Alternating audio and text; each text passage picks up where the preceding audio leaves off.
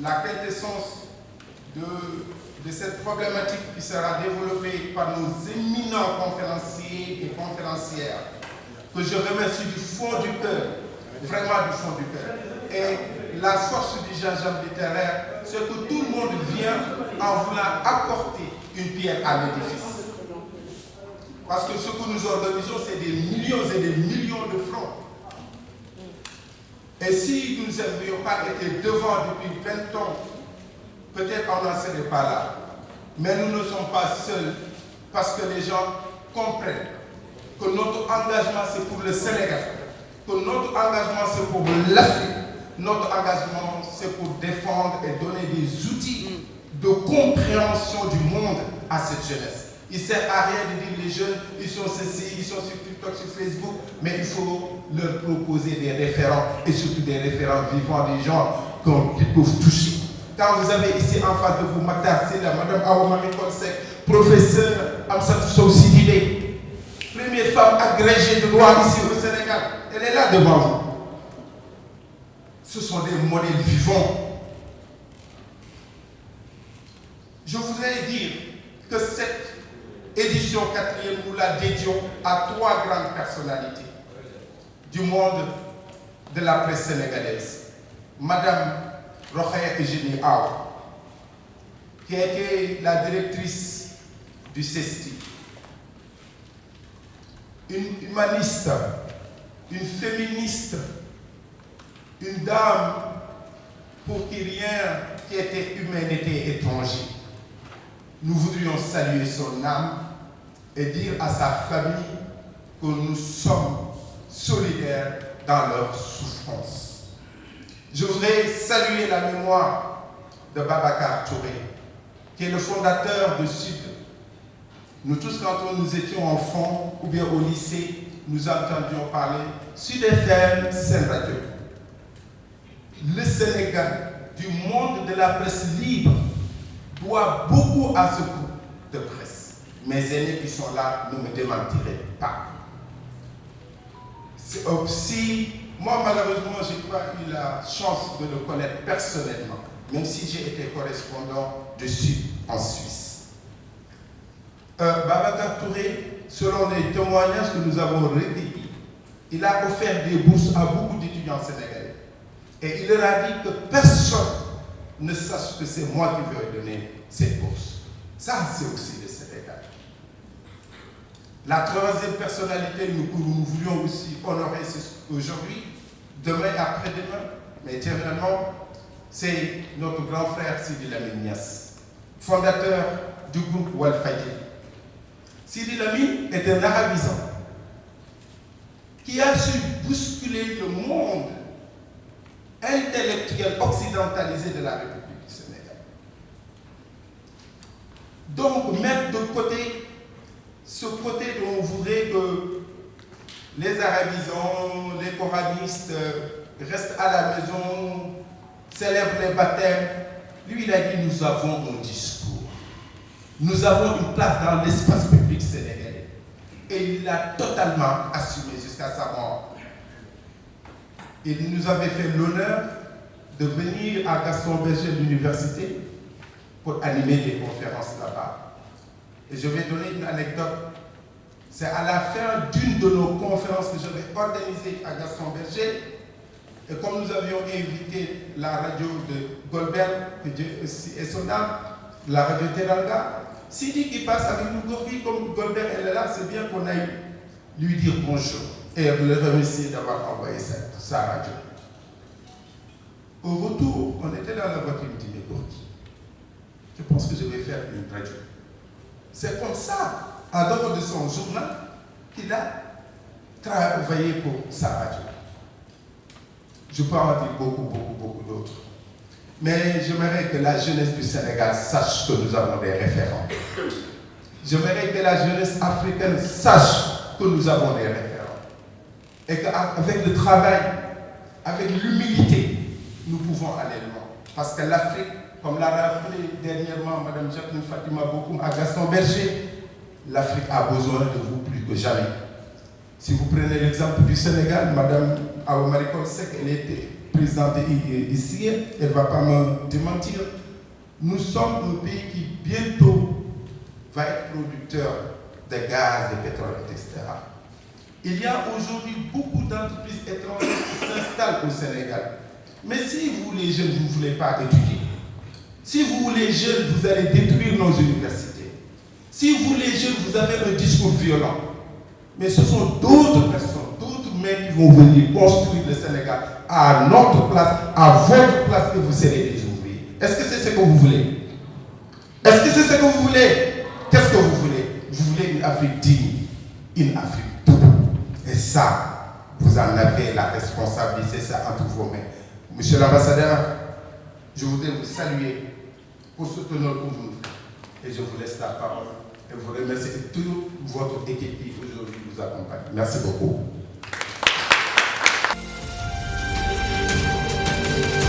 Merci beaucoup, Gorgui. C'est très difficile de prendre la parole avec quelqu'un d'aussi éloquent. Mais je vous remercie au tout premier lieu pour avoir relevé quelque chose qui est toujours un peu sur la conscience de ceux qui s'apprêtent à parler en public. C'est la salutation individuelle sans oublier personne. C'est compliqué. En général, on dit tout protocole observé. Hein, mais là, vous avez pris le risque de vous lancer dans la reconnaissance de tout un chacun. Et je vous en remercie vraiment. Moi, je salue évidemment quand même, mesdames les ministres conseillères. Je salue aussi tous les professionnels des médias, les journalistes, messieurs et mesdames, et toutes les autres invités aujourd'hui qui nous honorent par cette présence pour cette 4e édition des Gingembre littéraires sur un thème qui est vraiment très très central et très important, le rôle des médias et la cohésion sociale. D'abord, je commence par remercier encore une fois El Hadji Gorgui Wade Ndoye, il a dit, ça c'est le nom complet. Il est initiateur de ces rencontres, il est aussi éditeur de publication du magazine Continent Premier. C'est la 4e fois, donc il nous invite à réfléchir sur des questions d'importance pour la société et à promouvoir aussi le vivre ensemble et la paix sociale. Après 25 ans à Genève, M. Ndoye est par ailleurs un représentant indéniable sur ces questions, tant au Sénégal, comme vous l'avez entendu, mais aussi chez nous en Suisse. Vous pourrez voir aussi dans l'article de l'enquête qui a été distribué un peu le derrière de la pensée qui a mené à la création de ce genre de réunions et de rencontres. La solidarité et la compréhension entre les personnes et les cultures, ainsi que la tolérance aussi, sont des aspects fondamentaux du développement durable. Et la cohésion sociale et la participation de tous les groupes sociaux et de toutes les régions d'un pays ou d'un continent, et une participation à la vie sociale, à la vie économique, à la vie politique, à la vie culturelle aussi, sont évidemment des conditions essentielles au bon fonctionnement de nos sociétés et à leur bien-être. Le principe de l'égalité des droits et de l'égalité des chances est à cet égard aussi évidemment central. C'est quelque chose qui est très cher à la Suisse. En Suisse, chez nous, évidemment, pays multiculturel, tout comme le Sénégal d'ailleurs, et bien d'autres au monde. Je veux dire, c'est vrai que le discours officiel de la Suisse est toujours de souligner le fait qu'on ait plusieurs cultures. C'est vrai pour presque tous les pays du monde. Nous, on en a tout simplement fait un élément de notre discours, mais aussi parce que cet état de fait est ancré dans la constitution du pays. C'est l'article 2 de la Constitution fédérale, qui en fait nous invite à soigner la cohabitation et la communication entre les différentes parties de notre population. Et l'aspect culturel chez nous joue un rôle tout particulier dans les liens entre les personnes et aussi comme ciment de la société. Parce que si vous y pensez, un Suisse n'a pas vraiment d'ancrage naturel. Hein. On pourrait dire les Suisses romands, ils sont plutôt français, les Suisses allemands, ils sont plutôt allemands, les Suisses italiens comme moi sont des Italiens. Et bien c'est pas comme ça. On est Suisse, on se sent Suisse, et ce qui nous tient ensemble, c'est vraiment cette habitude en fait de nous parler, mais aussi de partager nos cultures et de les respecter et de les partager dans la joie finalement. Hein. Ça nous enrichit. C'est pas quelque chose qui nous divise. Le rôle des médias dans ce monde globalisé d'aujourd'hui, dans lequel les tensions sont permanentes et je dirais même presque en augmentation, est évidemment central. La Suisse le ressent maintenant qu'on s'apprête à devenir membre du Conseil de sécurité à partir du 1er janvier. On y sera, c'est la première fois de notre histoire. Et ben on se rend déjà compte qu'on a beaucoup plus d'attention, beaucoup plus de personnes qui veulent nous parler, pas parce qu'on a des beaux yeux, mais parce qu'on veut être assis à cette table. Et donc, c'est les médias, il ne faut pas en avoir peur. Hein. J'ai beaucoup de journalistes ici dans la salle. C'est pas de la peur, mais quand même, il faut un peu soigner ce qu'on dit, parce que, évidemment, c'est la parole écrite, comme disaient déjà les latins, hein, scripta manent, donc les écrits restent, et verba volant, les paroles peuvent s'envoler.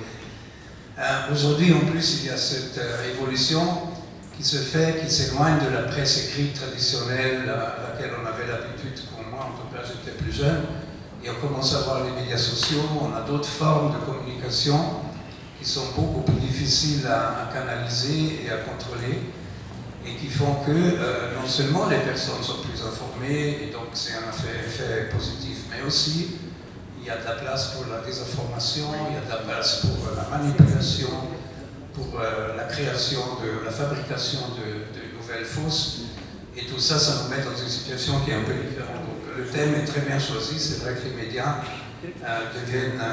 doivent s'interroger, ils doivent un peu se réinventer aussi et s'adapter. Donc ces rencontres pendant ces 3 jours, elles doivent nous permettre un peu de sortir des sentiers battus et elles doivent nous permettre aussi de travailler sur des stratégies et des conduites à adopter pour préserver ce lien et le dialogue entre les populations. Les graines pour ces discussions intéressantes et productives ont été plantées. Ça, c'est déjà pendant les autres éditions aussi. Elles n'attendent qu'à germer maintenant. Il y a des panels prévus, comme vous l'avez déjà dit tout à l'heure, qui seront animés par des personnes très compétentes, certainement plus que moi sur ces questions. Et je souhaite vraiment que nous sortions tous de ces échanges plus forts et plus équipés, et que nous puissions alors continuer sur le chemin du maintien et de la construction du vivre ensemble de demain, qui va être très important parce que les défis auxquels va devoir faire face l'humanité, ils sont énormes. Quand on pense au changement climatique, on pense à toutes les grosses questions de notre temps, il faut vraiment qu'on tienne ensemble et qu'on travaille ensemble, sinon je crois qu'on est un peu perdu d'avance. Donc merci beaucoup pour votre attention et très bons travaux pendant cette journée.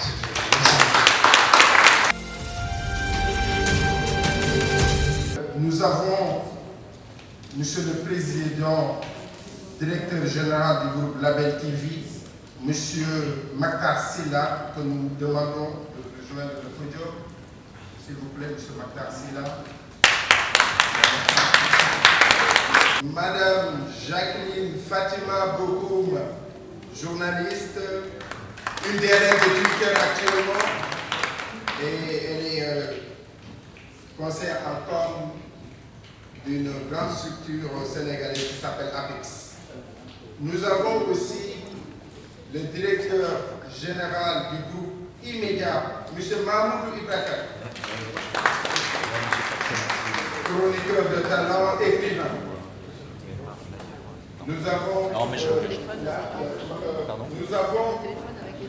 Habib Dembafal, Serigne Habib Dembafal, qui était un des directeurs du Soleil du Sénégal. Salam alaikum, je vais faire comme Gobi, je vais l'imiter.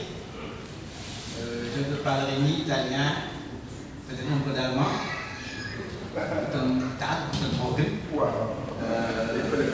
C'est évidemment. Et cela me permettra de vous proposer une excellence jusqu'à les Alpes des prisons.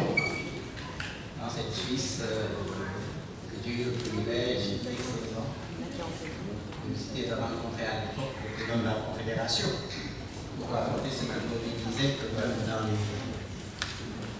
transports en commun, on pouvait rencontrer, mais moi c'était de manière officielle. On a gagné un concours de la Suisse, dans la Suisse.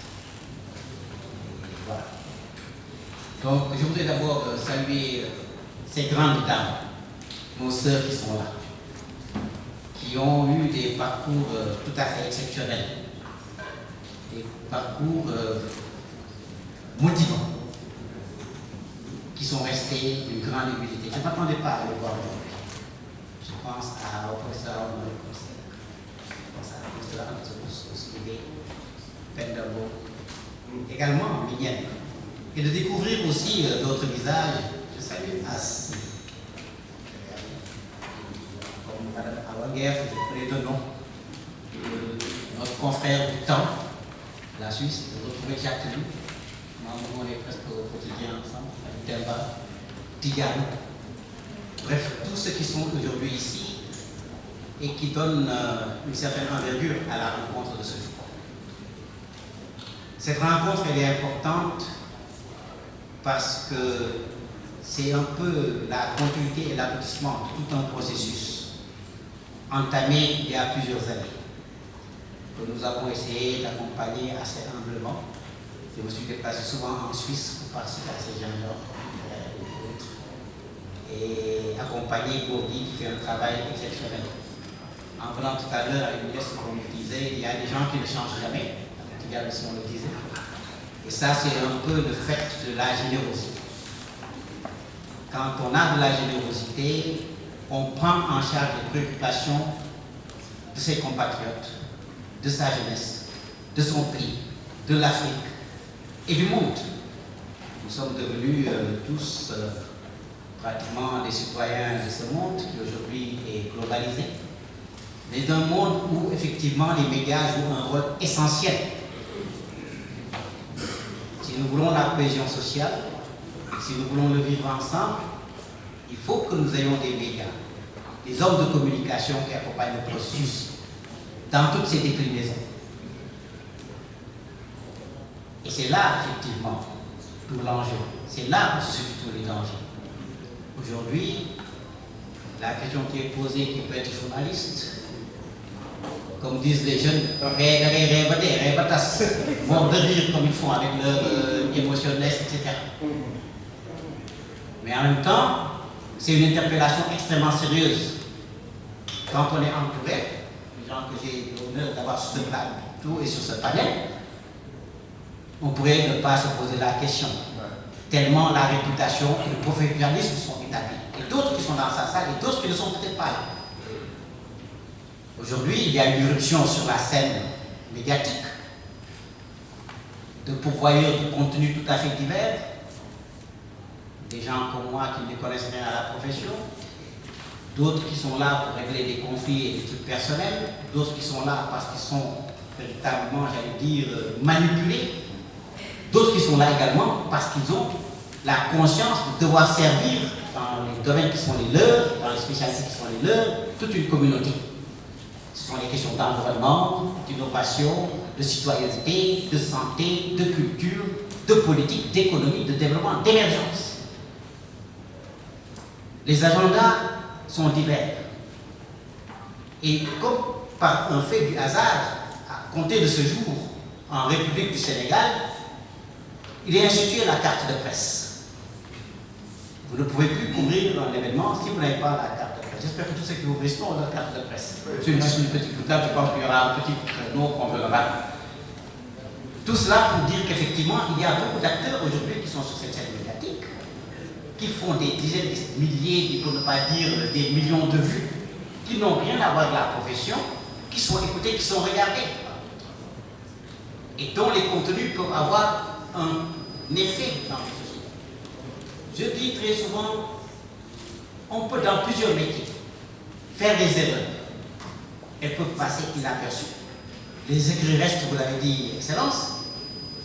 Et aujourd'hui, les écrits, les paroles, tout reste. Le VAR existe. Et une fois que le mal est fait, il est très difficile quelquefois de revenir en arrière. On peut, de la même manière qu'on peut construire quelque chose de positif, qu'on peut accompagner tout un processus, de la même manière c'est possible aujourd'hui, avec une seule phrase, de mettre tout un pays, tout un continent en ébullition. Donc c'est une très grande responsabilité. Je ne pense pas que les intervenants qui sont là seront des partenaires et des partisans et des théoriciens d'une sorte d'ostracisme qui permettent effectivement de fermer la porte, de dire non, c'est en vase clos. Oui, mais comme dans toute profession, il y a des minima requis de la culture générale la capacité de recueillir l'information, de la croiser, de la recouper, de la transmettre sur différents supports, mais également une très grande responsabilité individuelle et collective. Donc, comme tous les autres métiers, c'est vrai, dans les métiers de la santé, dans le métier du droit, dans certains métiers que vous représentez, mesdames et sœurs, etc., il n'est pas facile de venir comme ça, comme par éruption sur la scène. Il y a des critères, il y a des prérequis. Mais dans le domaine de la communication, de la généralité des médias, il faut savoir peut-être dire quelquefois, écrire et encore, voilà, avoir une belle voix, bien se présenter, la cravate bien mise, ou le col bien fait, gori. Et donc voilà, et se dire, voilà, on est un communicateur, on a le droit d'aller dans les foyers au quotidien, de dire tout ce que l'on veut. Cela n'existe pas. Et c'est là, je pense, effectivement, ce sera une interpellation pour nous autres qui sommes dans la profession, d'avoir des alternatives, de faire en sorte qu'il y ait suffisamment de contenu, suffisamment de professionnalisme pour que les gens, à l'heure du choix, se disent non, tout ce qui véritablement doit être mis à la poubelle sera mis à la poubelle, tout ce qui peut être aujourd'hui porteur, un vecteur aujourd'hui de développement, un vecteur de connaissance, de savoir-faire, nous allons donc aujourd'hui l'encourager, l'amplifier. Et cela interpelle effectivement les pouvoirs publics en termes de régulation. Parce que si on veut régler ces questions-là fondamentalement, c'est toute une architecture constitutionnelle et réglementaire qu'il faut mettre en place, qui prenne en compte les mutations de l'heure, qui prenne en compte les besoins en termes de formation, de renforcement des capacités, et qui prenne en compte effectivement toutes les exigences et toutes les ambitions que nous avons en termes de développement et d'émergence. Donc on permettrait, après cette sorte un peu de cri de cœur, de donner la parole à une grande dame de la communication. Toutes les femmes sont des reines, comme dit Ismaël Lo, certaines plus reines que les reines. Il y en a dans la salle, je les ai citées, celles que je ne connais pas, mais beaucoup de reines dans cette salle. Elles sont toutes des reines. Et j'ai la chance d'avoir à côté de moi une grande reine, une grande amie, une grande sœur, une grande communicatrice, Fatima, qui a la parole.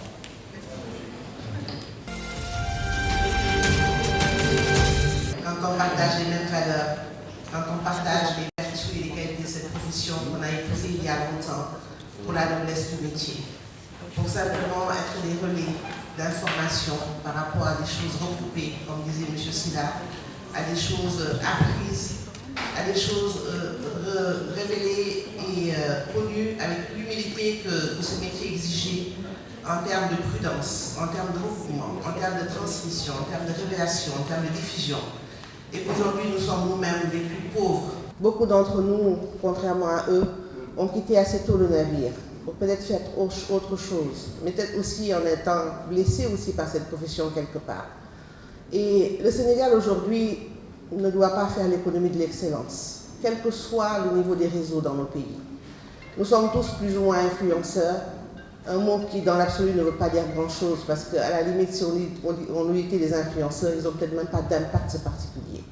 Mais tout le monde est devenu informateur aujourd'hui. C'est le prix de la modernité, c'est le prix de la technologie.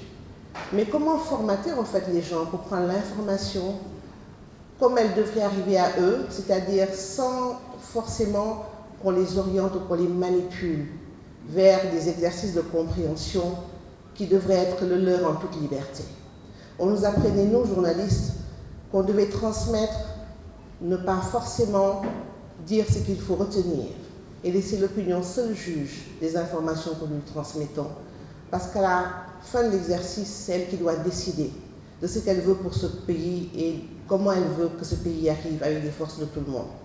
Aujourd'hui, c'est vrai, comme disait M. Silla, il faut oser les mots.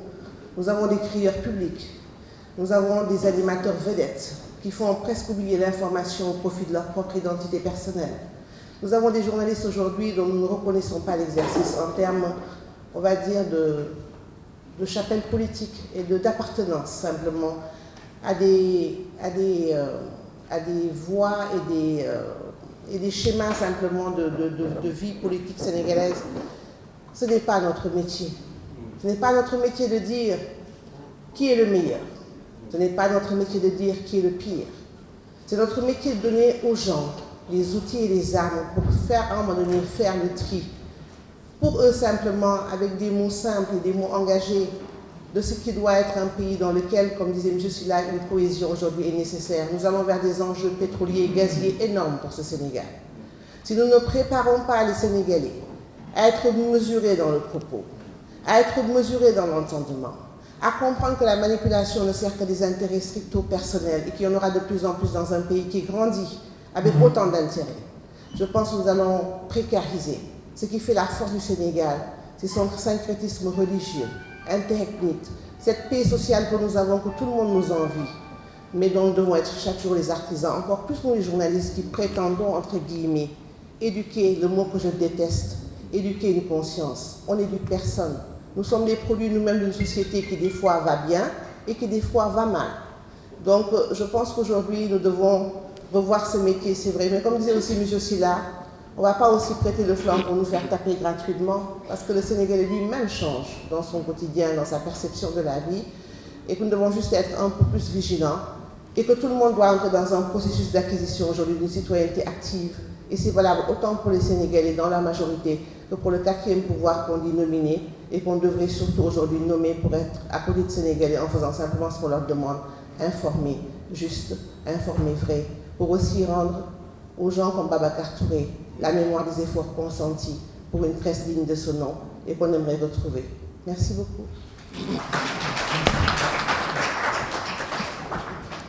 No comment. Voilà. On va enchaîner avec mon jeune père, ami.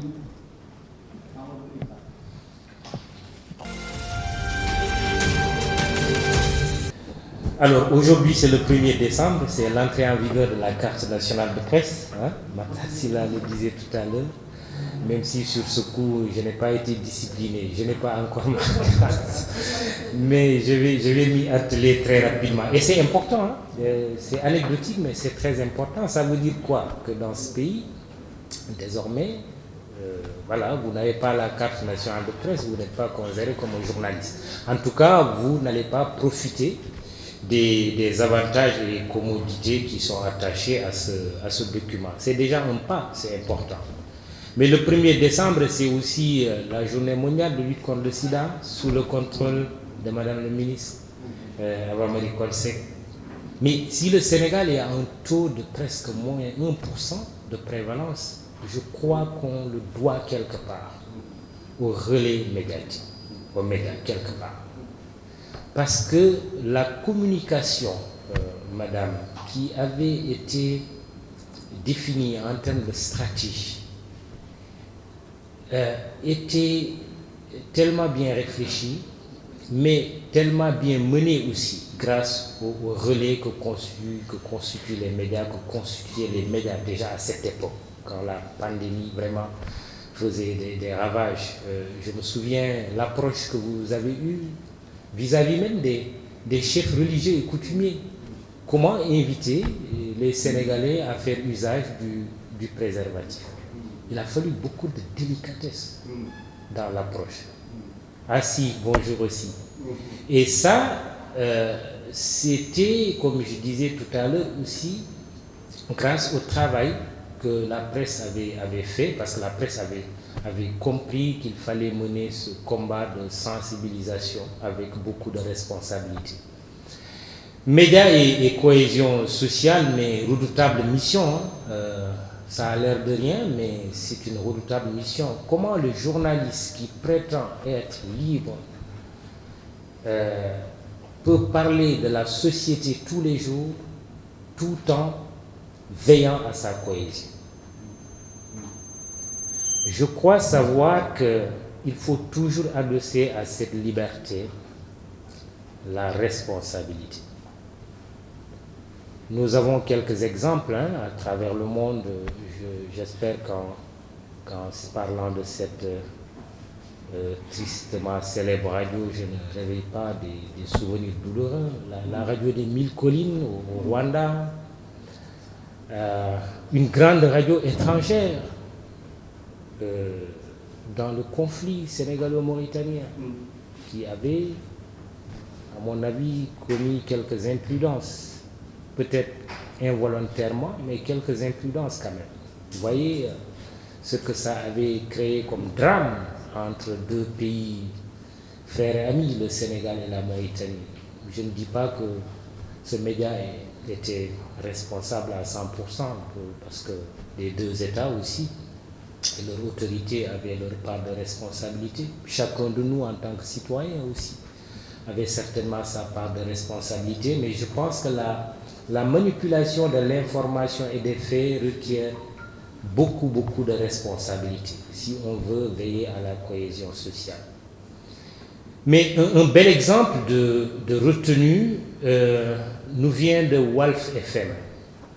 Fin années 90, avec comme directeur Mamles Camara, entouré de jeunes journalistes, dont notre modeste personne.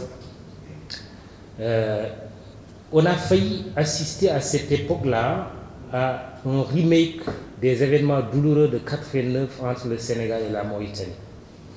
Nous apprenons qu'il y avait des boutiques de Mauritaniens qui avaient fait l'objet de pillages dans le sud du pays. Informations vérifiées, recoupées, peut-être prêtes à être diffusées.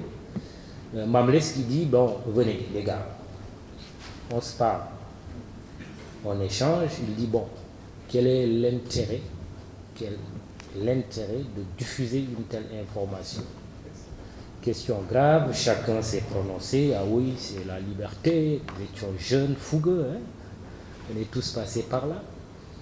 Et puis, de cet échange avait jailli la lumière de la retenue.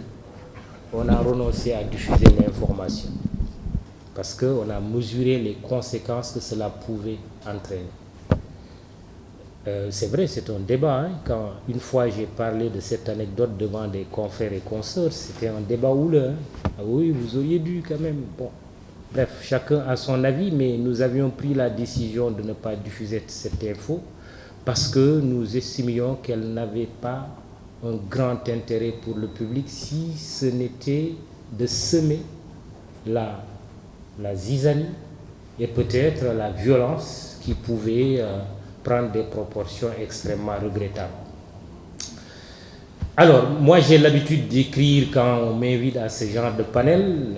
Je n'aurai pas l'occasion de lire ma préparation. Je pense que je vais arrêter d'ailleurs de préparer, parce que j'ai juste retenu à l'école de journalisme que la meilleure des improvisations est celle-là qui est écrite. Je renonce donc à vous faire lecture de ce que j'avais préparé, parce que je sais que le temps aussi nous est compté. J'ai voulu partager avec vous ces quelques anecdotes.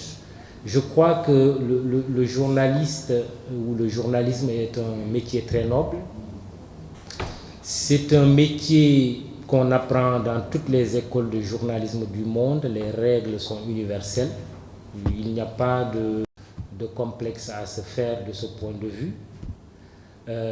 Mais c'est un métier aujourd'hui que nous exerçons dans un monde mondialisé, comme disait l'autre, avec le numérique et son bras armé, entre guillemets, le digital. Tout à l'heure, Matassila parlait de la VAR. Comme vous l'avez si bien dit, ce n'est pas seulement que les écrits qui restent, mais c'est tout qui reste. Mais le digital, avec les réseaux sociaux, il faut avoir le courage de le dire, nous sommes envahis par des gens qui n'ont rien à voir avec ce métier. Mais nous devons peut-être nous réinventer.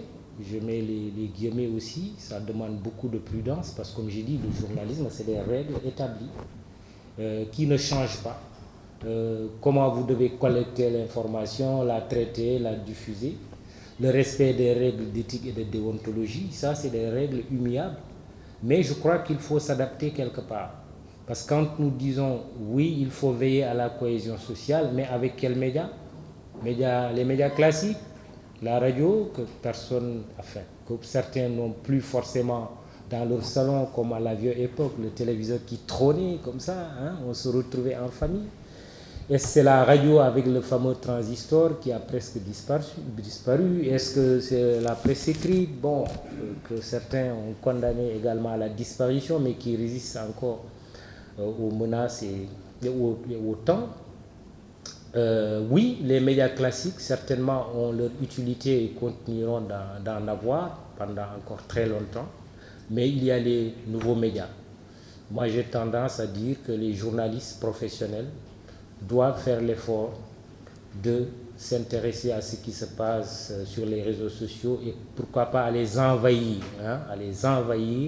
pour qu'elles ne soient pas sous le monopole d'esprits malveillants qui ne s'occupent pas de ce qu'est cohésion sociale.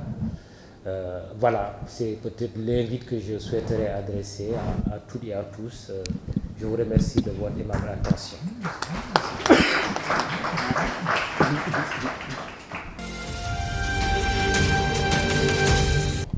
C'est la question de qu'est-ce que l'on dit, qu'est-ce que l'on ne dit pas. On peut avoir une information qui est vraie, vérifiée, mais qu'on ne diffuse pas. Qu'on ne la diffuse pas, pourquoi?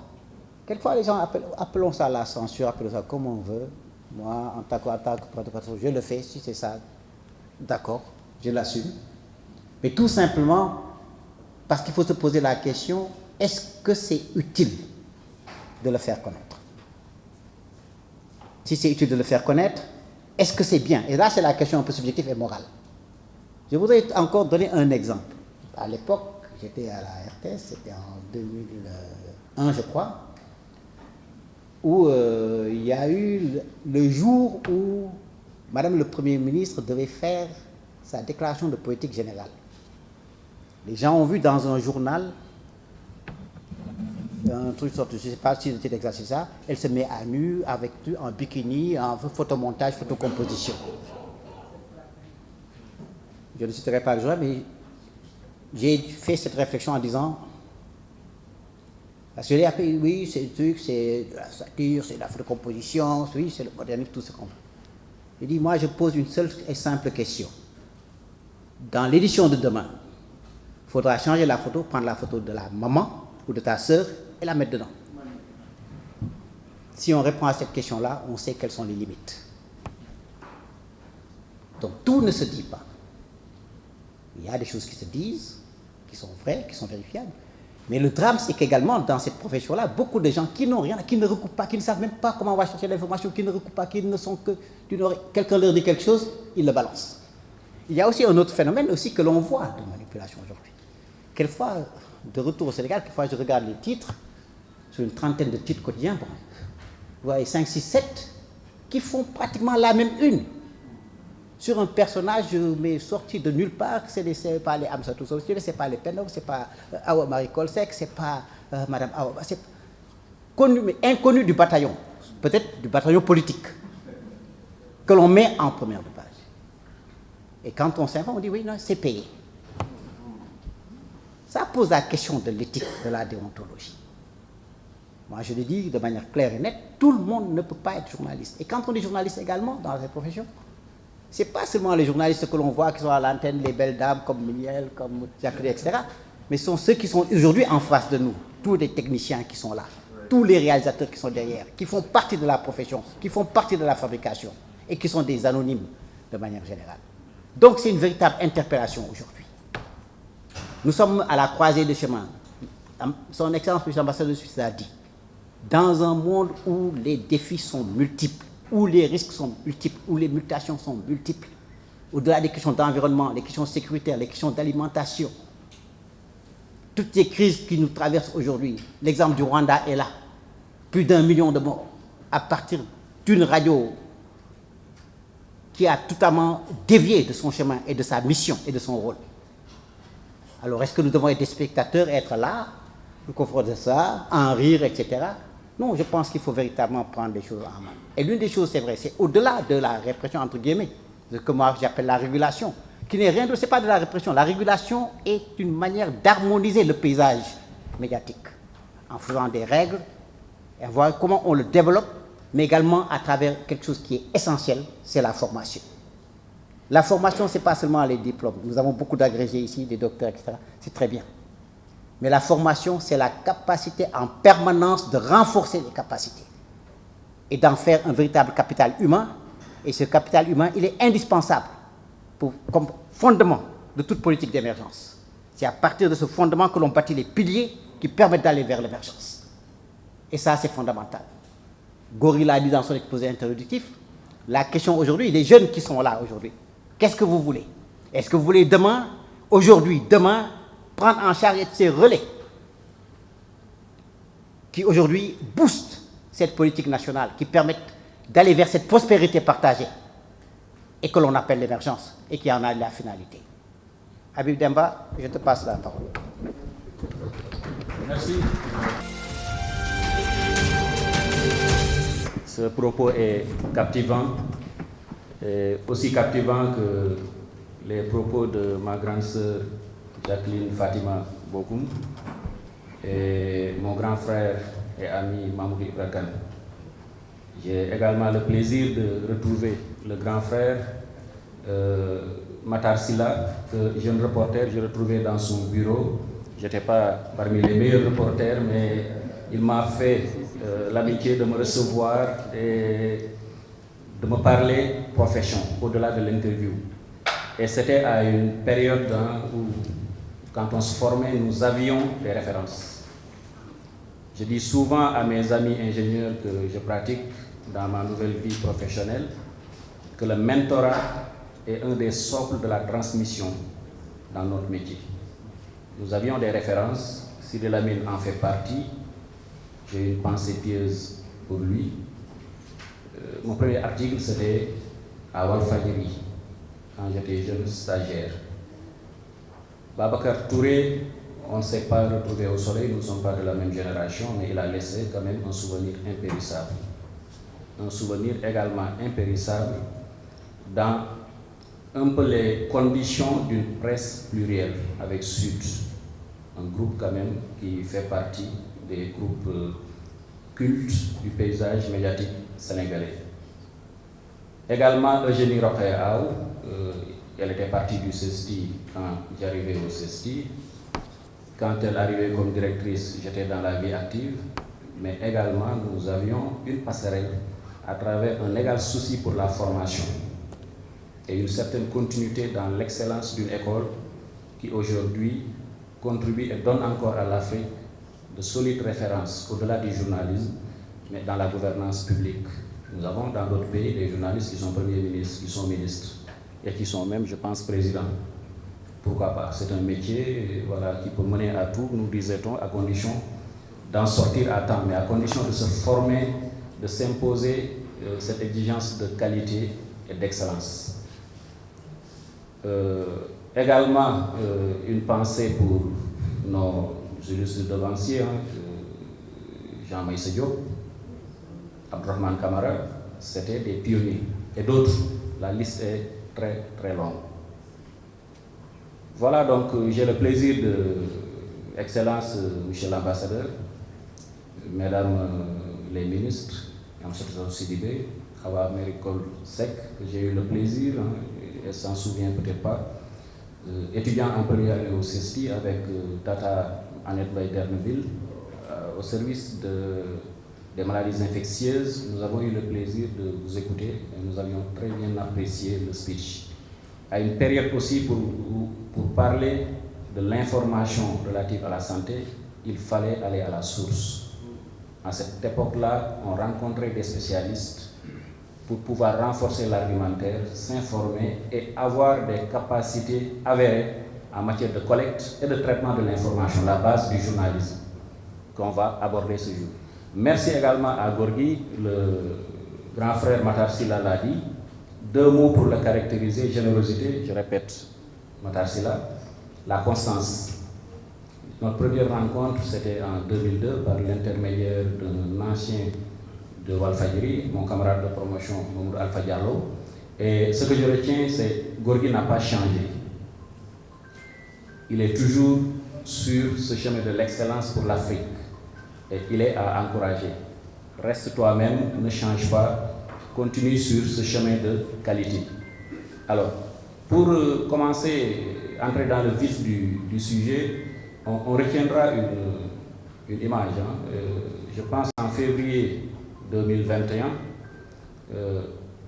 l'honorable député Mamdiara Fam a profité d'une séance en huis clos relative à la levée de l'immunité parlementaire de M. Sonko, mais pour faire le buzz, un mot que je n'aime pas pour des raisons évidentes que je dirais, et ça a bourdonné. Et ça interpelle les professionnels de l'information. Aujourd'hui, dans un espace public ouvert, point n'est besoin de censurer. Les sources sont multiples, professionnelles ou pas, conventionnelles ou pas. Et les professionnels gagneraient eux-mêmes à donner l'information dans les règles édictées au Sénégal ou ailleurs. C'est des règles universelles, comme dit Mahmoud. On a été formé au CESTI, voilà. On peut valablement parler dans tous les supports du monde selon des règles universelles qui sont adossées à l'éthique, la déontologie et les différentes formes de droit édictées par les législateurs dans différents pays. Mon enthousiasme s'arrête à la capacité de traiter l'information. La deuxième interpellation, je l'ai sautée, c'est au gouvernement. Est-ce qu'il est utile aujourd'hui de censurer une séance qui va se retrouver sur les réseaux sociaux et parfois même entre les mains des voix portées par des voix parfois inexpertes qui ne sont pas outillées pour collecter et traiter de l'information? Mon enthousiasme s'arrête à ça. Tout le monde ne peut pas devenir journaliste. Ayons des positions parfois tranchées sur cette question. Si nous acceptons que tout le monde puisse devenir journaliste, nous accepterons que le ferrailleur puisse opérer. Une analogie, faire pour faire, parole pour parole, voilà, tout le monde peut faire n'importe quoi. Et ça me rappelle le titre d'un article que j'avais publié dans les colonnes du Seuil, à la suite d'un premier article où je disais que la presse se comporte comme une sorte de grand place. La différence entre une presse qui traite l'information et une sorte d'agora où on peut dire n'importe quoi, c'est la différence, c'est le professionnalisme. L'un traite l'information, sélectionne, diffuse selon des normes acceptées, mais l'autre peut dire ce qu'il veut. Et aujourd'hui, ces agoras se sont transposés dans l'espace numérique. On va en reparler. Tout le monde peut devenir journaliste. La première réponse, elle peut être d'ordre principiel. Tout le monde peut devenir journaliste parce que tous les textes qui promeuvent la liberté d'expression promeuvent en même temps la liberté de presse. La liberté de presse est une liberté adossée à des libertés fondamentales comme la liberté d'opinion et la liberté d'informer. La liberté d'expression, si on veut rester dans le général. Mais ces libertés aussi décrivent des limites. Nous, jusque-là, les textes que nous avons sont d'inspiration française. Je pense qu'il y a le nouveau code de la presse qui tarde à sortir. Mais la référence absolue, c'était la loi de juillet 1881, qui promeut la liberté, mais qui aussi comportait, à mon avis, les germes d'une déstructuration du tissu médiatique. Et journaliste, par exemple, celui qui tire l'essentiel de ses revenus de l'exercice de sa profession. Où est la formation? Là, c'est l'aspect économique qui prime sur la considération professionnelle. Bien sûr, nous avons eu auparavant la déclaration des droits de l'homme du citoyen plutôt de 1789, oui, suivi de la Déclaration universelle qui reprend les principes fondamentaux. Nous avons eu des textes à des moments où le besoin a été senti de réguler ou réglementer la presse, la charte de Munich, etc., la Constitution au Sénégal de 2001, qui tous promeuvent la liberté. Mais la frontière entre dire ce qu'on veut et dire ce qu'on peut dire selon les normes, c'est la responsabilité professionnelle. On dit la liberté de presse est consacrée par la liberté d'expression. Mais oui, il y a des limites. Même les législateurs de 1789 ont senti à un certain moment le besoin de protéger la vie privée, qui n'est pas dans le domaine, dans le champ de l'information, sauf dans des pays, par exemple les États-Unis, où le législateur sent le besoin de ne pas laisser le comportement amoral de certains dirigeants empiéter sur une certaine probité exigée pour être dans l'espace public et prétendre à de hautes fonctions, de hautes responsabilités. Ce législateur également a senti le besoin de protéger l'État. Nous avons un chapitre sur la défense nationale. Ça fait débat, mais ça existe dans le droit de la presse. Et il y a des limites, et tant d'autres. Et à côté de cet arsenal juridique, mais il y a l'éthique, la déontologie. Souvent l'éthique, un principe un peu plus abstrait, mais un peu plus moral, mais qui limite le champ d'action du journaliste pour protéger le citoyen. Autant le journaliste est protégé dans sa liberté d'informer, autant aussi le citoyen est protégé en tant que récepteur et même acteur à son corps défendant d'une certaine information en tant que source. Voilà, donc en conclusion pour cette partie, comme ça a été dit dans un dossier qu'on avait publié dans Le Soleil relativement au contenu des chansons et des programmes de télé, le titre c'était « Est-ce qu'on peut tout dire au Sénégal ?» Je dis de la même manière, on ne peut pas tout dire au Sénégal, mais parce que nous sommes dans un contexte social déterminé, mais nous sommes aussi dans un contexte où la profession de journaliste, c'est d'abord la liberté, mais c'est une profession très encadrée. C'est une profession très encadrée. J'ai vu une fois un journaliste se présenter devant le juge, on lui demande « Mais pourquoi vous avez publié l'information ?» Il dit « Parce que c'est vrai. » Ce n'est pas vrai. Toute information vraie n'est pas publiable. Et l'un des délits les plus problématiques, c'est non pas la diffusion de fausses nouvelles, mais c'est le délit de diffamation. Quelqu'un a dit que telle chanteuse avait un enfant avec tel autre instrumentiste. Vrai ou pas, ce n'était pas dans le champ de l'information, mais le journal a été condamné. C'est sa vie privée. Il y a d'autres dérapages auxquels on assiste. Une fois, on nous a présenté un article, et dans l'article, on dit, c'était dans la zone de Loul-Sessène, oui, bataille rangée entre les Peuls et les Sérères. Alors j'appelle le reporter, je dis, mais qu'est-ce qui s'est passé? À l'époque, c'est ce que faisaient nos anciens. On justifiait les mots. Je ne parlais pas de l'information. Le mot juste, l'information vraie. On le justifiait d'abord devant son chef de service, devant le rédacteur en chef. Je lui dis, mais qu'est-ce qui se passe? Il dit, mais il y a, je pense, du bétail, des bœufs qui sont entrés par effraction dans le champ et il s'en est suivi des échauffourées entre Peuls et Sérères, voilà, c'est des batailles rangées. Alors j'ai dit, mais non. Dans un journal comme Le Soleil, il serait plus indiqué de dire entre agriculteurs et éleveurs, et non pas entre Sérères et Peuls. Cela m'amène à dire, dans le droit de la presse, les allusions à l'ethnie, à la région, à la race, etc., tout ce qui porte atteinte au moral des groupes, à l'intégrité territoriale, mais c'est banni. Ce n'est pas dans le champ de la liberté de presse. Voilà. Alors, cela m'amène à parler du contexte.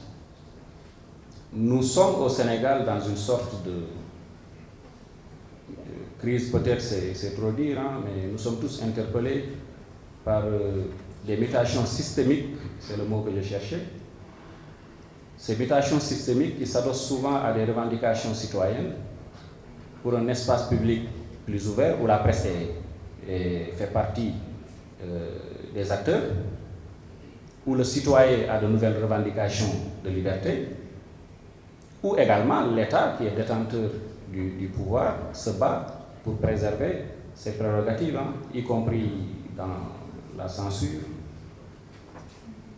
Dans ce contexte, il y a comme une sorte d'enfièvrement. Tout le monde est diffuseur de nouvelles. Il est très courant d'entendre les gens dire « Bon, il y a un journaliste ici, il vient de gagner sur les réseaux sociaux. » Il y a une semaine, quelqu'un parlant d'une célébrité me dit « Mais un journaliste ici, voilà, c'était un truc de sa vie privée. » Je lui dis « Mais journalistes, les vrais journalistes, il y a beaucoup de choses qu'on sait et dont on discute même dans les rédactions à voix basse, parfois même pour rigoler. Mais ce n'est pas fait pour être dans les journaux. Ce n'est pas fait comme pour être un instrument de chantage. Un journaliste n'a pas besoin pour diffuser une intervention, de dire à la personne, mais non, vous avez besoin de vérifier, de recouper et de diffuser, de publier, si tant est que c'est vrai, si tant est que c'est dans le champ de l'information. Donc aujourd'hui, tout le monde, avec les réseaux sociaux, parce qu'on ne peut pas parler de cette question en faisant abstraction quand même de cette révolution numérique, qui a des limites. La révolution numérique nous apporte mais de merveilleuses plateformes de diffusion. Mais qu'est-ce qu'on y apporte en termes de contenu? Il y a cette dialectique entre l'humain, le facteur humain, qui sait faire preuve de discernement, qui sait recouper une information, qui sait traiter une information, qui sait diffuser, et le facteur machine qui est un peu plus froid, qui nous permet juste, avec un clic, de diffuser et d'avoir des vues. Mais la différence, c'est la formation. La différence, c'est l'éthique. La différence, c'est le droit. La différence, c'est même la capacité de discernement, comme disait le doyen Matar Sylla. Effectivement, Tidiane Kassé nous le disait, vous écrivez un article, à la fin, dites-vous ce que le lecteur peut en tirer. Si la réponse est négative, ça n'a pas de sens. Ça n'a aucun sens. Et donc, tout le monde est diffuseur, mais tout le monde n'est pas journaliste. Il ne faut pas qu'on verse dans ce délire démago, non. Je ne le dis pas parce que je suis journaliste. Quand j'ai voulu être journaliste, je me suis dit, je cherchais à me former, mais parce que je lisais des années, parce que je regardais cette génération et je dis, je veux leur ressembler. La première fois que j'ai partagé une table avec Tidiane Kassé, alors rédacteur en chef de Walfadjri, mais il ne pouvait pas lui mesurer mon émotion. Je dis, si je me bats, dans quelques années, je vais être leur confrère. Et ce n'était pas donné. Hein. Il y avait, pour être journaliste, il y a la formation. Au-delà de la formation et du diplôme, il y a un parcours initiatique. Un de nos doyens, Luntal, nous disait dans le soleil, au soleil, pour avoir votre bâton de maréchal, mais il faut suer sang et eau, même dans les rédactions. Il ne suffit pas d'avoir le diplôme, qui est une présomption de compétence au plan académique, mais c'est une matière aussi où dans les rédactions, mais on se forme. Donc, voilà pour les éléments sur cette profession qui est très encadrée, les éléments également de contexte sur les mutations et les éléments aussi également de contexte sur cette révolution numérique. Maintenant, pour finir, oui, le journalisme, c'est des règles, comme dit Mamoudou, immuables. Je pense que nous allons maintenant donner la parole à la salle. Donc en tout cas pour ce premier panel, je voudrais remercier tous les panélistes qui sont là. Voilà, juste voilà, rapidement. Voilà. Tout dernier mot, rebondir un peu ce que vient de dire Amin Demofal, effectivement sur la censure. Je pense que la censure est à bannir. Une fois que la presse a donné les gages de son professionnalisme, de son honnêteté, mais aussi de sa responsabilité, je crois qu'il faut faire confiance aux médias. L'élément confiance est extrêmement important. La censure, parce que c'est pour ça d'ailleurs que moi sur ce thème-là, il y a une thèse et une antithèse. Ok, travaillons pour la cohésion sociale, absolument, nécessairement, parce qu'on en a besoin, n'est-ce pas Madame Guerre, que je retrouve après quelques mois un peu d'absence. Je crois qu'il ne faut pas qu'on se cache non plus, et c'est important qu'on le dise ici, pour qu'on n'aille pas dire, bon, ok, les journalistes invités à réfléchir sur médias et cohésion sociale, on dit maintenant que le journaliste ne doit pas diffuser les informations, relater les faits d'ailleurs qui sont sacrés.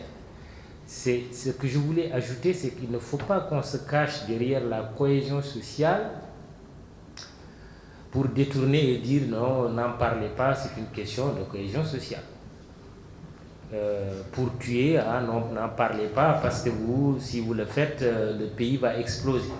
Moi, je pense qu'il faudra quand même qu'on fasse extrêmement attention dans la manipulation et dans la compréhension, surtout, que nous devons avoir de la cohésion sociale.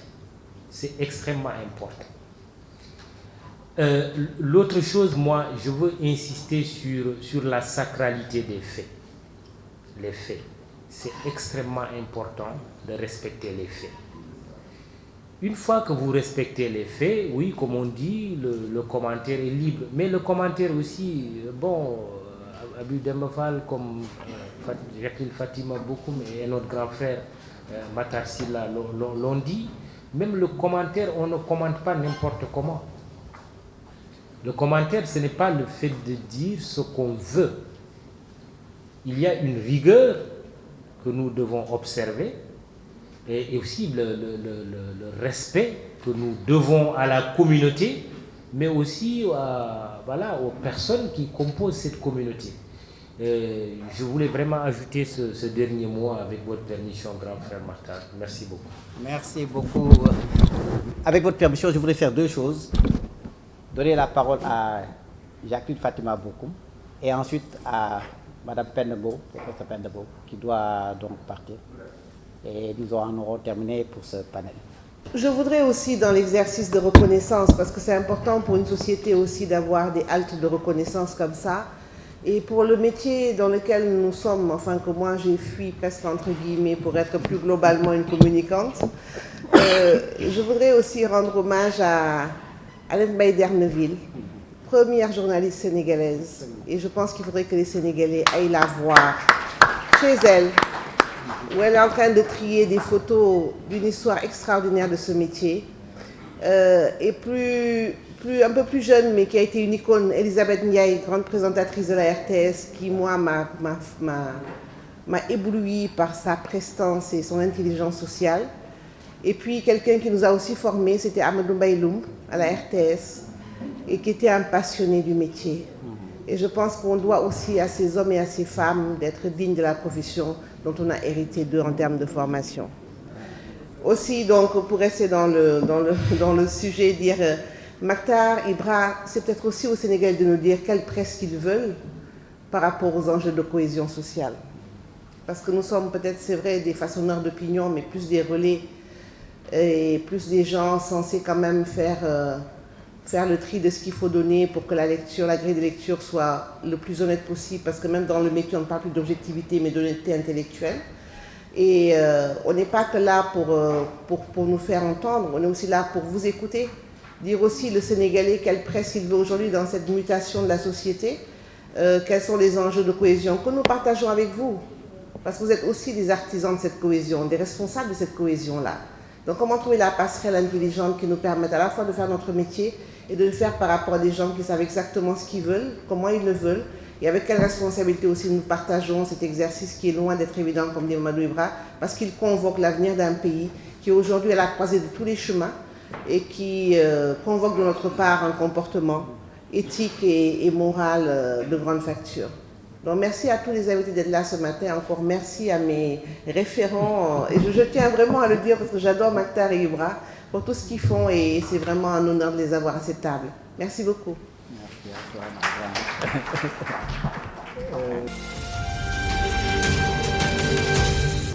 Vous m'excusez parce que je dois partir simplement.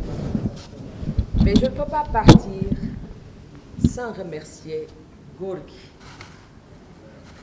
Et vous remercier tous. Gorgui, je crois que quelqu'un le disait tout à l'heure, et je le lui dis assez souvent, c'est la générosité personnifiée. Je n'ai jamais vu quelqu'un agir avec autant d'abnégation, d'engagement et de générosité pour faire avancer son pays, sa société. Je lui dis toujours que moi, si j'étais décideur, vraiment, je t'aurais nommé ambassadeur à Genève pour bien représenter, je sais, il le fera, le Sénégal, mais aussi tout le continent. Parce que ce qu'il fait, il le fait aussi au nom d'un idéal qui nous réunit tous et que nous voulons vraiment voir se réaliser avant de disparaître c'est l'intégration africaine, mais plus le panafricanisme qui est aujourd'hui devenu une idéologie, entre guillemets, de référence pour les gens de ma génération et ceux qui sont encore avant moi. Alors, je dis ça à Gorgui. Merci Gorgui. Merci pour tout. Mais vous voyez le thème qui est discuté ce matin. Nous avons eu hier un panel exceptionnel au WAR sur la République menacée, point d'interrogation. Ça veut dire que toutes ces préoccupations qui apparaissent par-ci, par-là, sous une forme ou une autre, montrent que nous avons vraiment besoin de nous recentrer sur nous-mêmes, de réfléchir par rapport au devenir tout simplement de ce pays. Et chacun y a sa part de responsabilité. Chacun y joue un rôle. Et le Sénégal est un pays qui a une histoire, qui a fait des avancées significatives, qui est un modèle, je ne dis pas seulement en Afrique, mais partout dans le monde, on est un modèle. Et je fais un clin d'œil à notre équipe nationale qui aujourd'hui constitue la meilleure ambassadrice pour notre pays. Je crois que le Sénégal n'a pas le droit de faire n'importe quoi et d'aller n'importe où.